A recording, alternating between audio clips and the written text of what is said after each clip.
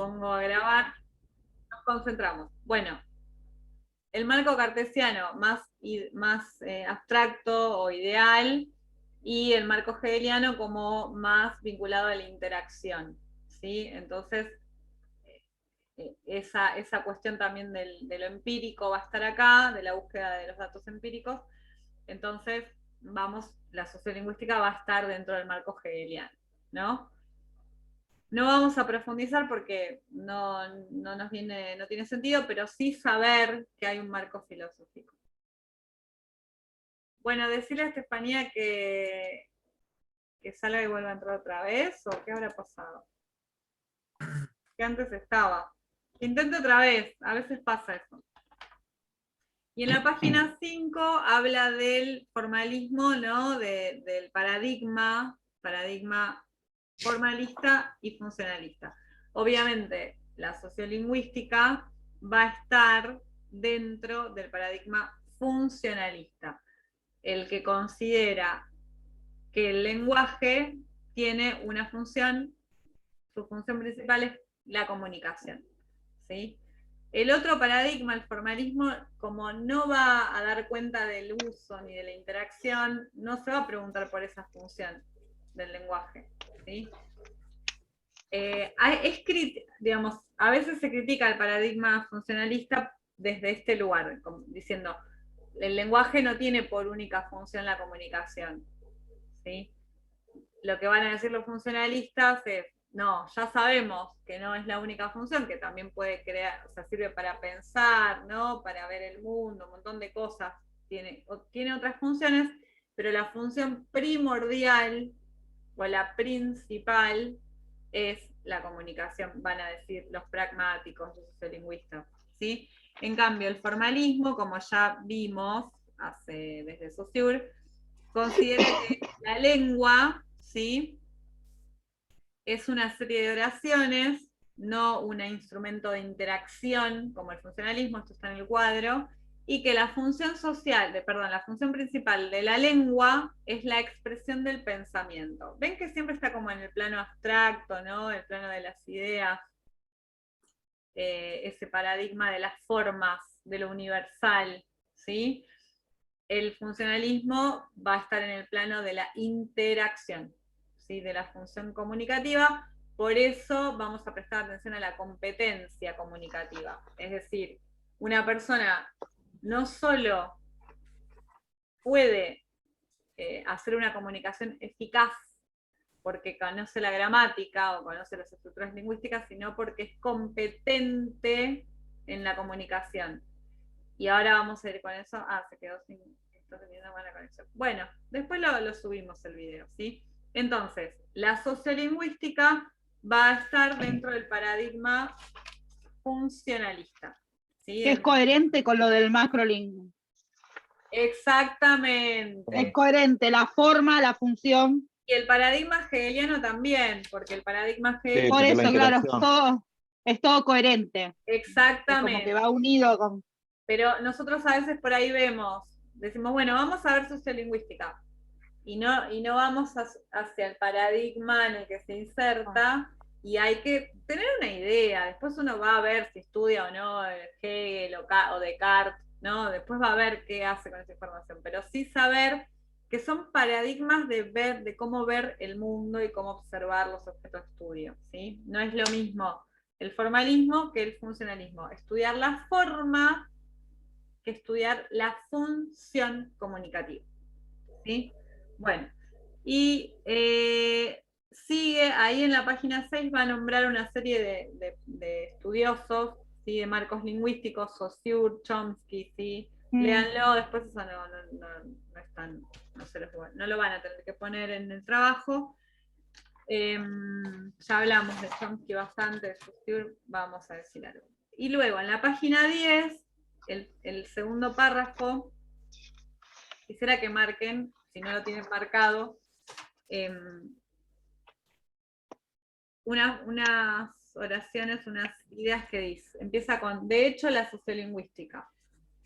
¿Lo encontraron? Párrafo 2 de la página 10, mitad del párrafo 2, un poquito más abajo. Dice, de hecho, la sociolingüística surgió sin base teórica alguna, salvo la asunción de la naturaleza social del lenguaje. Esto era lo que pensaban al principio. Y ha ido construyendo toda su fundamentación, afortunadamente creemos, gracias a la interdisciplinariedad que ha practicado.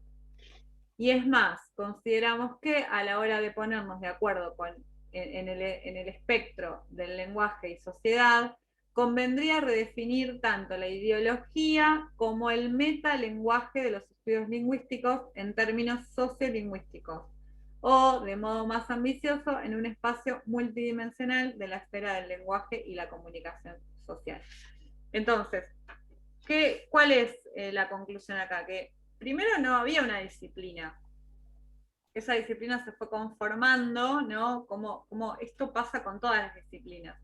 Se fue conformando prestando atención a lo social en vínculo con el lenguaje, ¿sí? Y después lo que dice es que, me parece que esta es la parte más interesante, ya todo el mundo tiene claro que vamos a estudiar lenguaje y sociedad, pero dice, debería redefinirse la ideología, ¿no? Del campo, es decir, qué pensamos, qué concepciones tenemos, y además, una vez que redefinimos la ideología, también definir la forma de hablar del lenguaje que tenemos, el metalenguaje, ¿sí?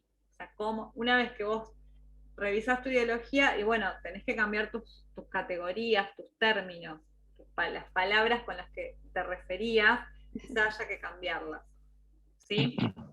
Y tener en cuenta de que es una disciplina multidimensional, multidisciplinar y demás. Sí, ¿alguien iba a decir algo? No. Bueno, luego habla de el origen, ¿no? Los orígenes de la sociolingüística. Yo no les hago una pregunta puntual sobre eso, pero sí veamos, recordemos en la página 10 y en la página 11, que el origen tiene que ver con el avance, ¿no? De las ciencias sociales, en los estudios que mencionaron ustedes muy bien, ¿sí? El neopositivismo, es decir, empezar a usar el método de las ciencias duras, es decir, buscar frecuencias, buscar patrones, eso es el método cuantitativo, ¿sí? Para trabajar cuestiones del lenguaje y de lo social. Eso empieza a pasar, ¿sí? O sea, hay como un auge del positivismo, de su método, ¿sí? Puntualmente, que va a acompañar el análisis cualitativo. El análisis cualitativo hipotético deductivo, sí, hipótesis, y después tratar de buscar eso, como decías antes, ¿no? De los datos que fundamenten o no esa hipótesis. Exactamente. Pero a través de lo empírico, de la experiencia. Siempre la experiencia, ¿no? Aparece esta idea de de tomar los datos empíricos, pero también es verdad que hacemos una hipótesis que ya lo habían mencionado. Vamos con una idea al campo y puede modificarse o no, pero intuimos que algo va a pasar, porque tenemos un marco teórico, unos objetivos, ¿no? Ya pensados. Después en la página 11 habla de la importancia de la sociología, ¿sí? Que es como dijo Facundo hace un rato, que empieza a estudiar lo urbano, ¿no? Qué pasa con las fábricas, con el trabajo, ¿no? Esto está en la página 11. Entonces, estudiar el lenguaje, dice, en relación con la marginación social, tal cual lo que dijiste vos, Fabián, ¿no? Sí, o sea, sí, hoy estaba leyendo esa parte, que el autor decía que no le quedó otras a los lingüistas que aceptar o sea, que se daba esa división de clases, con la urbanización, hablaba de trabajos que hacían con la gente que vivía en el campo, cómo pronunciaban palabras de diferente manera. Claro, no le quedó otra que aceptar que, bueno, que había una división de clases, que había otro... Sí, debe claro, ser... que interviene en el lenguaje. Exactamente. Y produciéndose las variaciones. ¿Cómo? Claro.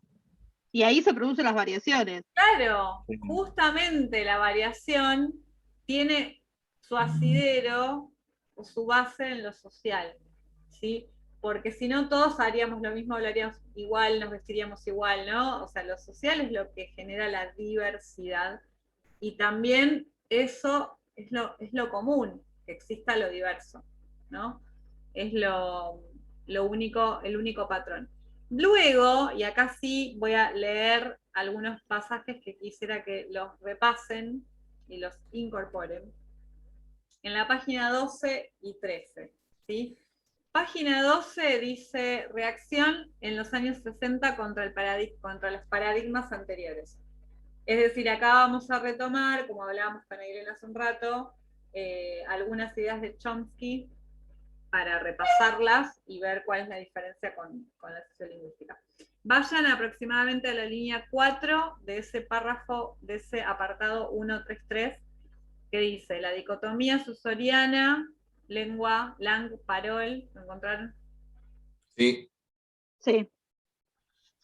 Posteriormente perfeccionada con la chomskiana de competencia, actuación barra, ¿no? No dice y, como acabo de decir yo, centraba su estudio en los rasgos formales de una lengua sistemáticamente homogénea y la competencia del hablante ideal, e ignoraba, muy a propósito, la heterogeneidad de la parol y la actuación del hablante. La ciencia del habla nunca se desarrolló, pero la de la lengua ha sido extremadamente exitosa durante el último medio siglo de lingüística estructural o lingüística general, ¿no? ¿Quién dijo esto? Labov. Marquen ahí Labov, 1972, uno de los textos, página 86, por si quieren ir algún día al texto de Labov. Creo que es el que vamos a leer nosotros, el de la estratificación. Bueno, entonces, estas dos perspectivas, Saussure y Chomsky, consideraban que el lenguaje se componía de la lengua y habla, ¿sí? O langue parole, y Chomsky decía de competencia y actuación. ¿Cómo estamos con esas categorías? ¿Las digo brevemente o ya Sí. están repodridas? Sí, no. Sí, diga todo, No, diga diga. todo. Diga todo. Diga Bueno, entonces, por las dudas. esto es lo que hablábamos con Ailén, que a veces Saussure queda perdido en un mundo paralelo, pero siempre hay que volver a Saussure porque de ahí viene todo lo demás, ¿no? Bueno, ellos decían esto, ¿no? Que está bien también lo que propone acá, que es que Chomsky, por supuesto que es una relectura de Saussure. Si leímos Chomsky, no podemos ignorar a Saussure porque toma de Saussure él para generar su teoría. Entonces, la lengua y la competencia, la lengua de Saussure y la competencia de Chomsky, son esa capacidad abstracta, universal, que tenemos las personas. Pero es ideal, abstracto, virtual, ¿sí? Inexistente en el mundo real. Y la parol o la actuación es el habla, es el uso del lenguaje, ¿sí? Ambos van a dejar de lado, ¿sí? Pero fíjense lo que dicen Hernández Campoy y Almeida. Dice, esas dos centraban su estudio en los rasgos formales, la forma, de una lengua sistemáticamente homogénea, y la competencia del hablante ideal, ¿no? Eso que el hablante supuestamente tiene predisposición. E ignoraba, y esta es lo que quiero que presten atención, ignoraba muy a propósito, ¿sí? La heterogeneidad de la parol y la actuación. Es decir, como dijo hace un rato Facundo, también los paradigmas son ideológicos, o todos dijeron esto, ¿no? Hace un rato. Es decir, ¿por qué es hegemónico o hegemónica la lingüística general? Sí, no es casualidad que sea la década del 60.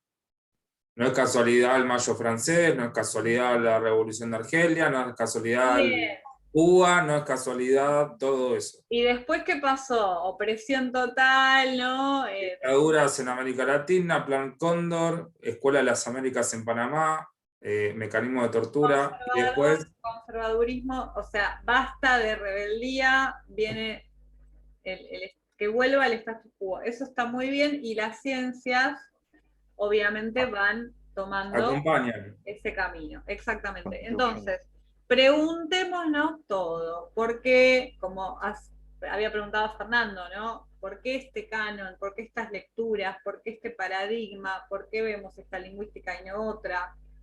Imagínense si no hubieran tenido nunca sociolingüística, que puede pasar, obviamente está pensado el acceso a estas perspectivas, ¿sí? Pero depende del recorrido de la formación, uno puede no acceder a determinados modelos científicos o perspectivas de distinto tipo. Entonces, muy a propósito, sí, ignoraba la heterogeneidad. En algún punto, en realidad, ambos estudiosos, Saussure y Chomsky, dicen que ellos reconocen la complejidad del uso, pero van a estudiar para acercarse al lenguaje la lengua, ¿sí? Y recortan y hacen su recorrido, y está bien, pero la Bob dice, bueno, es hora, ¿no? 1972, ¿sí? De empezar a ver el habla y lo social. Más abajo, como unas 6 líneas más abajo, dice la sistemática homogeneidad. No sé si lo encontraron. Sí. La sistemática homogeneidad de la noción susoriana de lengua estaba asociada a la competencia chomskiana, centrada en el hablante, oyente ideal, que domina su lengua perfectamente en una comunidad de habla completamente homogénea, ¿no? Claro. Es una construcción teórica para Algo que no poder existe. abordar algo que no existe. Hay que saberlo, porque si no, ¿qué estamos enseñando? Lo ideal, lo inexistente, y estamos, le metemos. No, tratemos Claro. de ver qué hacer con toda esta información. Ya vamos a llegar a una respuesta, ¿sí? Mientras que habla se vinculaba con actuación, concepto relacionado con las expresiones concretas producidas por los hablantes en situaciones reales, independientemente del sistema abstracto de reglas. Nosotros, cuando empezamos a hablar nuestro dialecto, no sabemos nada de las reglas. Escuchamos a las otras personas con las que convivimos, y vamos articulando esa capacidad mental con ese contacto con lo social. Entonces, ¿por qué pensamos que la gente va a conocer las reglas? Las reglas son un constructo que enseñamos, como todas las reglas. ¿Sí? Bueno, sigue 2 líneas más abajo. En otras palabras, me encanta ese recurso que es la reformulación, ¿no? Ese conector de la reformulación. En otras palabras, en el pasado, los lingüistas se centraron en la microlingüística, la sistemática homogeneidad de la lengua y la competencia del hablante, ignorando deliberadamente, a propósito, el nivel macrolingüístico con el habla regularmente heterogénea, su variabilidad y la actuación del hablante. Es decir, hay una decisión de no estudiar el habla. Por supuesto que tiene que ver con la complejidad, con que hay que ir al campo, con que es otra... Claro, eso dice Saussure. Dice como que es un quilombo bárbaro, no vamos a estudiar eso. Claro. Sí, y no está bien, pero uno no puede decir, bueno, esto no lo estudio porque es re difícil. Claro. Claro. O sea, llega un momento que hay que empezar a abordar algo, porque está trayendo problemas, como dice Reiter. Donde hay un problema de esta índole, bueno, hay que ver qué pasa, qué está pasando ahí, que estamos enseñando algo que no existe, abstracto, reflexionando sobre la lengua, y nunca es lo que realmente las personas hacemos. ¿Sí? Luego, en la página 13, esto sí está en la guía, al final del cuadro, abajo del cuadro, después lean ese cuadro que es esto, lo de competencia de actuación, dice, otro concepto fundamental contra el que reaccionaron, ¿lo tienen? Contra el que reaccionaron los sociolingüistas, fue el de variación libre. La posibilidad de sustitución de un sonido por otro en un entorno lingüístico dado, sin que conlleve un cambio de significado en la palabra. O sea, los que consideraban que existía la variación libre decían que los hablantes usábamos una u otra y que no había ningún cambio de significado ni ningún factor allí.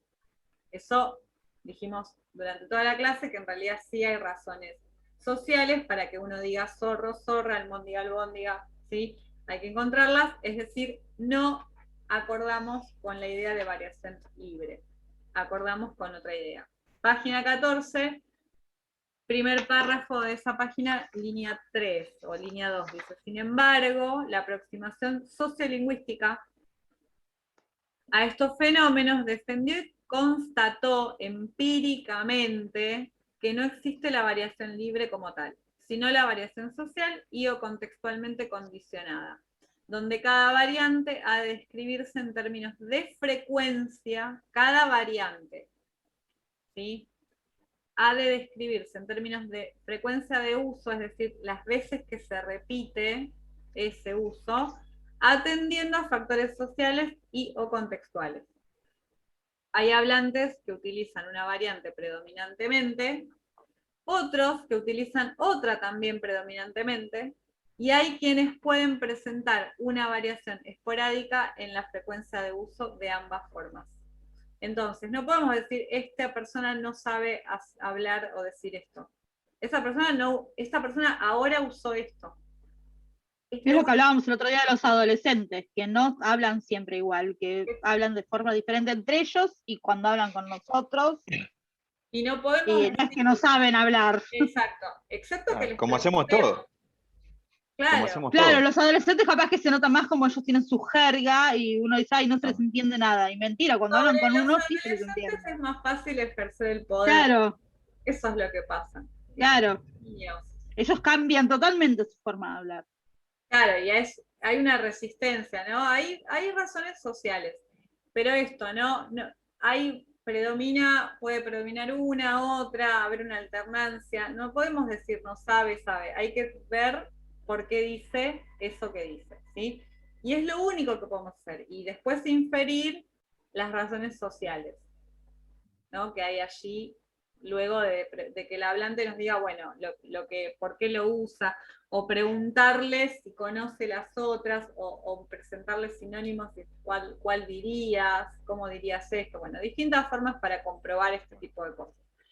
Siguiente párrafo, más o menos línea 4, dice, hubo una reacción lógica contra este modelo teórico que tuvo como consecuencia un cambio fundamental de la noción de comunidad de habla sistemáticamente homogénea, se pasa a la noción de comunidad de habla regularmente heterogénea, ¿sí? Es decir, lo único que existe es una heterogeneidad regular. No existe tal homogeneidad, ¿sí? Bueno, el párrafo que sigue de la misma página también les va a servir para la guía. Dice, fue principalmente a partir de los años 60, cuando gracias a la colaboración de científicos sociales y a la presunción de la naturaleza heterogénea de las comunidades lingüísticas, algunos lingüistas se interesaron por la tan olvidada macrolingüística, ¿sí? La lingüística externa, y se decidieron a acometer las complejas realidades del uso de la lengua en la sociedad, utilizando los niveles de análisis microlingüísticos: fonología, morfología, sintaxis y semántica. Es decir, vamos a hacer un análisis del habla, pero nuestras unidades pueden ser la fonología, la morfología. ¿Sí? Claro. En qué cambia el sonido, en qué variantes de sonido, qué variantes de formas de las palabras. Y ahí Reiter va a decir en el texto que la variedad se produce en estos 4 niveles de la lengua. La variedad puede ser fonológica, morfológica, entonces coincide con ese momento del texto de Reiter, y esta es la respuesta del objeto de estudio. El objeto de estudio de la disciplina es el uso, el uso del lenguaje, la diversidad, la variedad, la variación social, y tal variedad se puede dar así, así, así. ¿Sí? Bueno. Lo cual podríamos decir, profe, que en este caso la macrolingüística utiliza a la microlingüística, sí, para poder realizar su estudio. Sí. Es decir, no podemos despojarnos de no podemos tirar De esos niveles, la lingüística, de esas categorías. No podemos despojarnos de esas categorías, son niveles de estudio, porque no dejan de serlo, digamos. Cuando nosotros analizamos el lenguaje a través de la pragmática lo hacemos a través de los lexemas. Sí, De los estas lexemas, mismas entonces. categorías. Quizá, digamos, es decir, estas categorías son productivas para analizar el uso también. Entonces, no hay que desterrarlas. Si no fueran productivas, quizá habría que cambiarlas. Pero por ahora, porque en realidad las categorías se vincularon también al uso, ¿no? Salieron Por eso es lo raro. O sea, las categorías surgen un poco también del uso, pero después fue ignorado el uso, ¿no? Bueno, página 15, más o menos línea 4, dice, primer párrafo. Esta perspectiva socialmente contextualizada subrayó que esta heterogeneidad regular del lenguaje permite que el plano contextual o el estilístico, por ejemplo, pueda perfectamente neutralizar, esto es muy importante este párrafo, ¿sí? Neutralizar estos vínculos aparentemente exclusivos y cruzarlos. No, sí, lo leí bien, ¿no? Sí. Una oración puede ser perfectamente gramatical, escuchen bien esto, en el nivel de la competencia, pero puede resultar socialmente rechazada, entre otras razones, por no ser la apropiada en un determinado contexto de situación.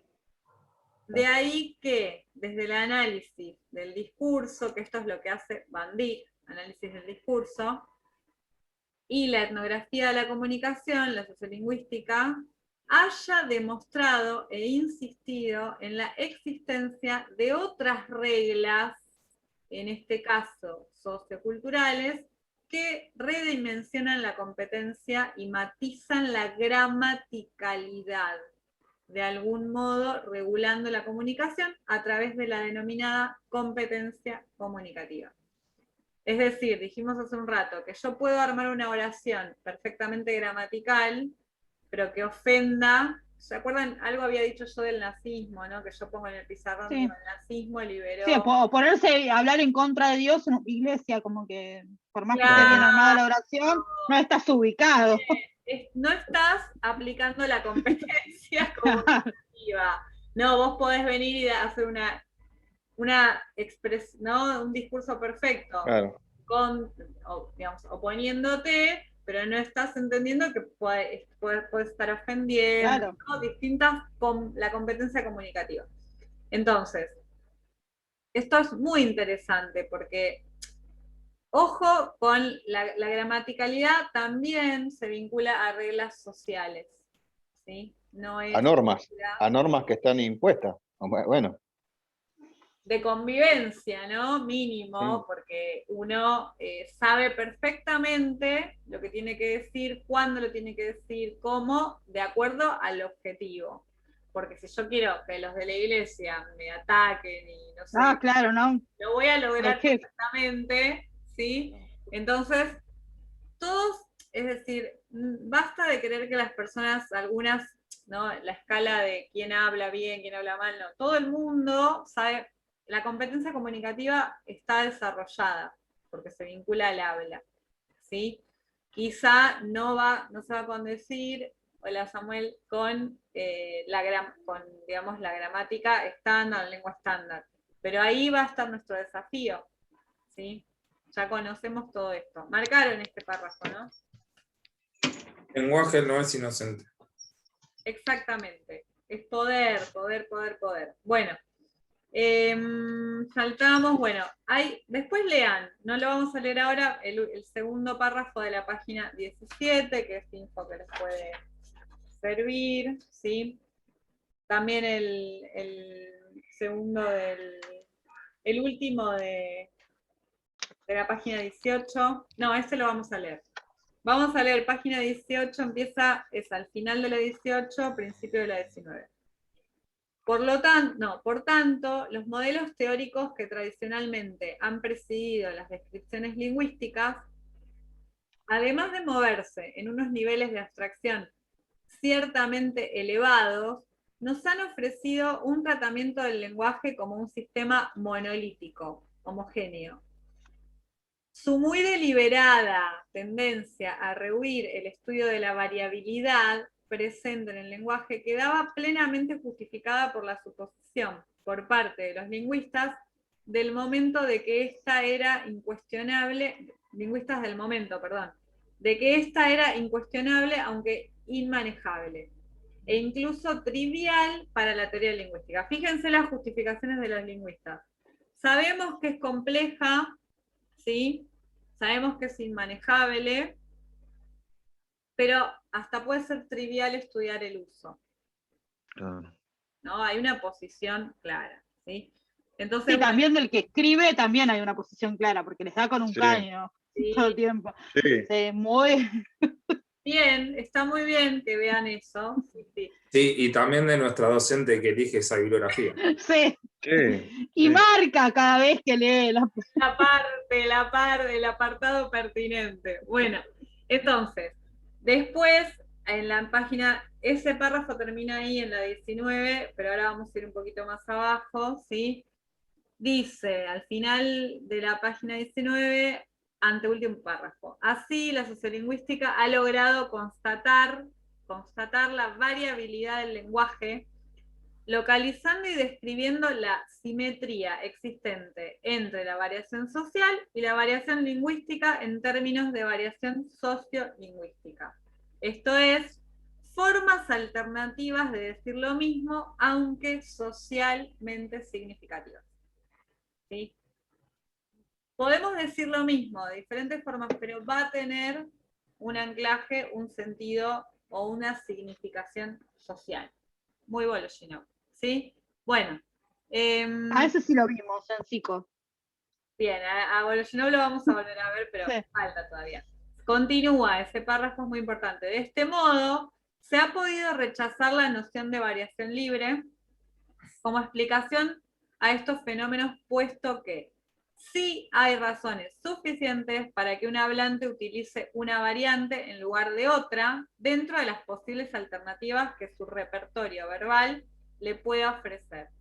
La lengua, mediante sus variables lingüísticas, se correlaciona de modo muy significativo con rasgos distintivos sociales, como son la clase social, estatus, edad, sexo, raza, religión, redes sociales, etcétera, y estilos.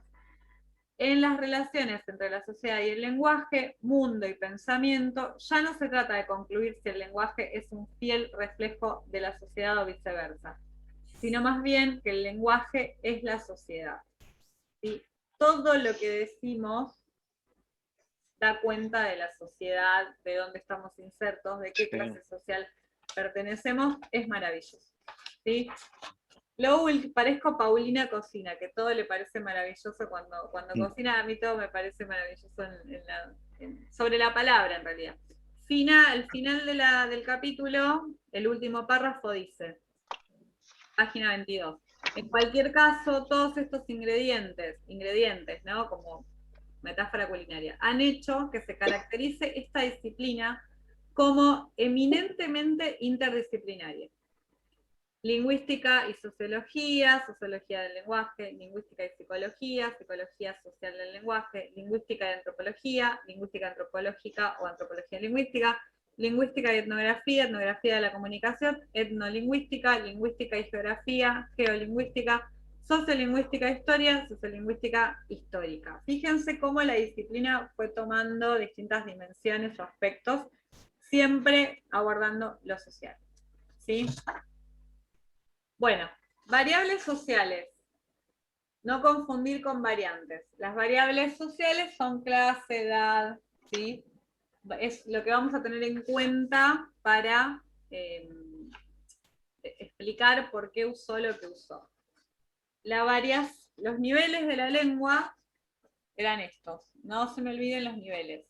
¿Sí? Fonológico, morfológico, sintáctico y semántico. ¿Sí? Entonces vamos a ver variantes. Todo el mundo entendió, porque lo estoy diciendo a la velocidad de la luz, la diferencia entre variantes y variables. Sí. Bien, variantes. Almóndiga, estaríamos en el plano morfológico. Es la forma, la morfología. ¿Sí? Claro. ¿Vamos bien con bueno, eso? Lo fonético, como algunos que dicen hielo en vez de hielo. Este es fonético, muy bien. Acá cité a René de Calle 13. Ah, La Yo muerte. el otro día estaba leyendo muerte. algo del tema de la R en las personas de Latinoamérica que vienen con descendencia afroamericana, que tiene que Bien. ver con la bolita esa que le ponían en la boca, ese freno para que no hablara. Y eso Y se también. les deformó el paladar y por eso hablan de esa manera y viene ya como... Y habría Está que ver buenísimo, va, me encantó. bien, la BOC también estudia la R en la comunidad norteamericana que tiene afro. Bueno, no vamos a, esto después no se preocupen. Esto es una variante sintáctica. ¿Se acuerdan el chico que Claro. se trola con la moto y qué sé yo? ah, sí. Sí. Bueno, esto es el uso, ¿sí? Y esta es, bueno, esa es la otra, la variedad, digamos, la sintaxis estándar. Yo me alejé a causa. Imagínense un accidente, nadie va a decir yo me alejé a causa del impacto, ¿no? Se va a cortar y no vamos a volver, pero bueno. Esto es una también sintáctica, variedad sintáctica. Dos opciones para decir mensaje subliminal. Lean el apunte, ¿no? Sugiera la lectura Claro. del apunte. Una es más, aparece el imperativo. Las dos son Orden. una orden, pero son opciones, ¿sí? Esto es semántico, ¿sí? Variedad. Y acá está lo de zorra.